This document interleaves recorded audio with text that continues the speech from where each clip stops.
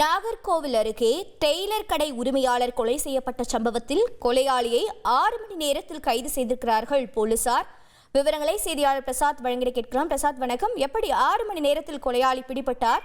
தற்போது அவர் எதற்காக கொலை செய்தார் என்ற வாக்குமூலம் வழங்கியிருக்கிறாரா? என்ன தகவல்? கன்னியாகுமரி மாவட்டம் நாகர்கோவில் பெண்கள் கிறிஸ்தவ கல்லூரி சந்திப்பு அருகே டெய்லர் கடை நடத்தி வருகிறார் செல்வம் என்பவர். 65 வயதான இவர் நேற்று மாலையில் இவருடைய கடையில் சடலமாக காணப்பட்டார்.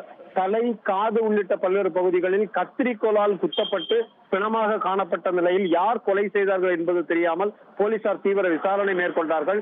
போலீசார் அந்த பகுதியில் பொருத்தப்பட்டிருந்த சிசிடிவி கேமரா காட்சிகளை ஆய்வு செய்த போது அங்கு கடைக்குள் புகுந்த ஒருவர் சட்டை இல்லாமலேயே வெளியே வந்தது தெரிய வந்தது.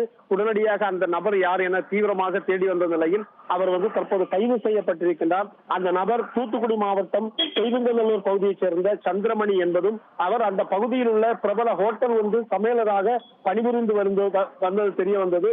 அவரை கைது செய்து விசாரித்த போது அவரது தனது பேண்ட் ஒன்றை அவர் ஆல்ட்ரேஷன் செய்வதற்காக அந்த செல்வத்திடம் கொடுத்ததும் அவர் செய்தது ஆல்ட்ரேஷன் செய்தது சரியில்லை என்பதால் திருப்பி அந்த பேண்டை கொண்டு சென்று அந்த செல்வத்தோடு தகராறில் ஈடுபட்டிருக்கின்றார். வாய் தகராறு முற்றிய நிலையில் அந்த ஆத்திரத்தில் அவரை கத்திரிக்கோளால் குத்தி கொலை செய்ததாக அவர் வாக்குமூலத்தில் கூறியிருக்கின்றார். அந்த டெய்லர் ஒரு பட்டப்பகலில் கடையில் கொலை செய்யப்பட்ட சம்பவம் கன்னியாகுமரி மாவட்டத்தில் பெரிய பரபரப்பை ஏற்படுத்தியிருக்கிறது.